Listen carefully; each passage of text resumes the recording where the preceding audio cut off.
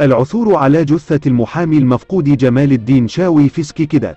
لا تنسى الإعجاب والاشتراك بالقناة وتفعيل الجرس ليصلك كل جديد. أعلنت مصالح الحماية المدنية أمسية اليوم عن العثور على جثة المحامي المفقود جمال الدين شاوي في سكيكيدات، وعثر على الجثة حسب بيان الحماية المدنية في منطقة التوميات بإقليم بلدية الحروش. وحسب مصادر النهار فلقد عثر راعي غنم على الجثة وهي بداخل كيس بلاستيكي مدفونة بمحاذاة الطريق شرق غرب بمنطقة التوميات بالحروش، وظهر على الجثة آثار ضرب على مستوى الرأس والوجه.